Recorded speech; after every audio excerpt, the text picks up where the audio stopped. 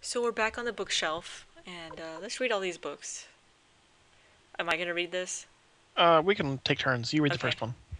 The 27 True Runes, their creation. In the beginning there was darkness. Darkness lived for eons in a rift in time. Suffering in solitude for so long, darkness finally dropped a tear. Two brothers were born of tear and sword. Oh, is that it? The two brothers were Okay. born of Tyr. Sword. Sorry, I was like, okay. Two brothers were born of tears, of tear, sword and shield. Sword said he could cut anything to pieces. Shield swore he could protect anything. And so the two went to battle. The battle lasted 7 days and 7 nights. Sword cut apart. Oh my god. Sword cut apart shield, and shield broke sword into pieces. And I can turn pages. Fragments of sword fell and became the sky. Fragments of shield fell and became the earth. Sparks from the battle became the stars. The 27 jewels that adorned sword and shield became the 27 true runes, and the world went into motion. Ooh, Ooh. how interesting. Ancient teachings. At certain times, the runes can give men immense powers. The power they provide is magic. Each rune provides four magical powers, but the great ancient magician Interesting. Crowley found a method of surpassing teachings. If two souls are united, two runes are united, and their ultimate power is unleashed. A power greater than the sum of the parts is generated. The union of souls means that two rune masters apply their magic almost at the same time. The union of runes refers to harmony. In other words, fire and earth, earth and wind, wind and water, water and lightning, lightning and fire are harmonious. Ultimate power means the release of the maximum runic magic. When three of these powers are combined, the greatest of magical powers is unleashed. So what that's saying is, if we had really powerful runes like a wind and earth and wind, they could do unite attack. Is kind of what it's saying. Strategy of war. War begins with the understanding of the enemy's methods. A soldier is stronger than an arrow. This is starting to sound familiar. An arrow is stronger than magic, and magic is stronger than a soldier. As a result, knowing the enemy's methods are a natural advantage. To know an enemy's hand is it is necessary to utilize ninja power. An enemy's methods always follows a pattern. Knowing the pattern is a shortcut to victory.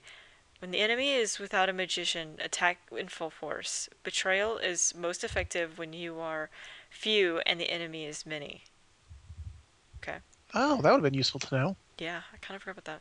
When the enemy is reduced to a few, use arrows. When the numbers are many, soldiers and arrows are effective. Wait, so arrows are always effective? Uh, Oh, wait, no.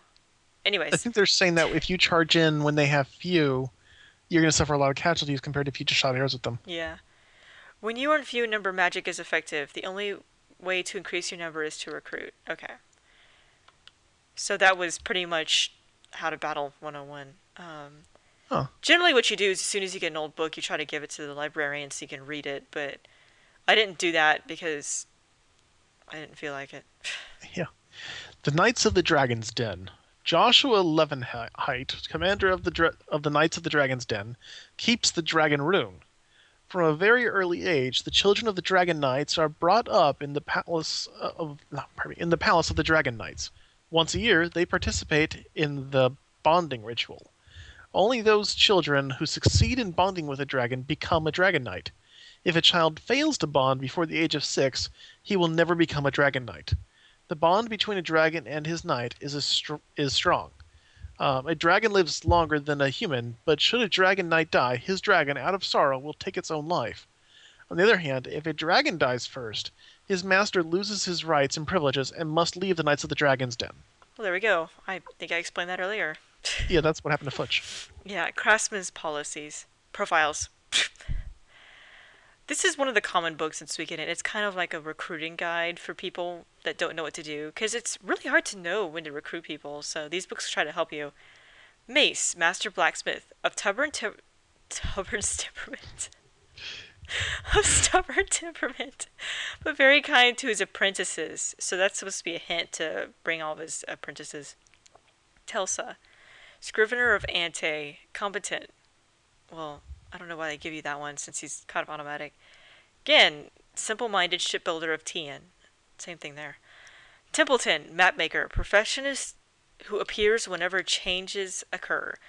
So the only change that really occurred was the loss of the elf village. So Hmm. Kimberly, obstinably, Ostensibly. ostensibly a stamp maker. She is an, Ostensibly a stamp maker. She is, in fact. but the she isn't capitalized. So, Anyway, so I don't know why she's in this book either since she's automatic. Sergey, unsuccessful inventor, said to be in Kaku. Well, that's pretty self-explanatory. Antonio, excellent cook living in Seika. Well, same there. Lester, cook whose specialty is stews. Presently working in Moravia Castle. He was totally not in Moravia Castle. he Anyways, wasn't? Yeah, you're no, right. He wasn't. he wasn't. He wasn't even near Moravia Castle. Maybe he Anyways, used to work there. yeah, weird. Hugo, librarian of Klon Temple. See, that's another one I don't understand. You could be reading this book if you didn't have him. Cassius Balladeer, deeply in love with. That's interesting. I'm pretty sure Cassius is male. But it Are says we she. are we confuzzled about Cassius's gender? Perhaps. I know sometimes I let slip she because it looks like one, but I'm pretty sure. Anyways, Jabba. Arrogant but exceptional praiser. Feels he can praise anything. Yeah, we already knew that. Kamendal, populist, alchemist of Tien. Okay. The blacklist. The following list, compiled by the Imperial Guard, describes suspicious characters who may have evil intent against the Empire. Clive appears to be on the trail of somebody with the intention of extracting revenge, occasionally sighted at an inn in Recon. Looks like another one of those recruiting books. Actually, Clive. I didn't think Clive has absolutely nothing to do with the Empire right now. I don't even know if I want to talk to him about him because he's actually got a really cool history and he's actually pretty entwined with another country. But I guess I'll get to that in Suikoden too. Yeah, we'll cover that later. Okay, Kreutz, follower of the former Emperor Gale Rugner. Let's see here. Long incognito, but recently discovered to be hiding out with the Knights of the Dragon's Den. Yep. Anji, pirate of Lake Toron, long-standing friend of Tai-Ho. Ruby, stray elf. Fuma, masterless ninja, hides out with the Knights of the Dragon's Den.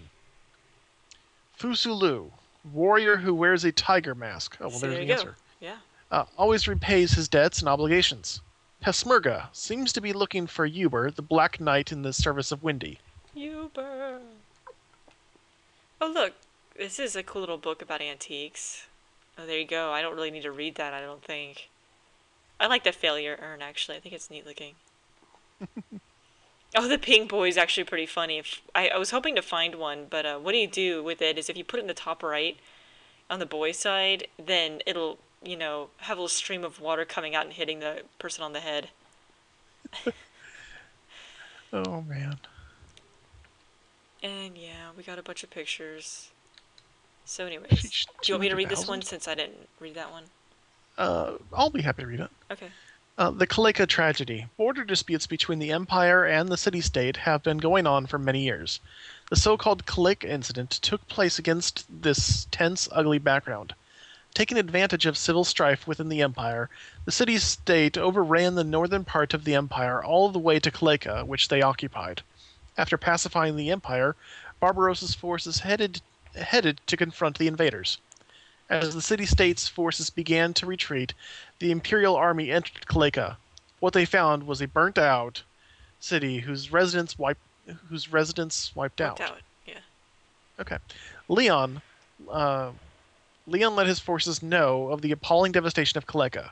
Despite their exhaustion after the long march north, the forces were infuriated by the news and, with renewed vigor, succeeded in forcing back the city-state army. So now we know what happened to Kalika since it seems to be a pretty big subject with everybody. So Yeah, awesome. and we're down to, well, we're pretty much out of time. Not quite, but pretty much. All right, so we spent a whole video reading books.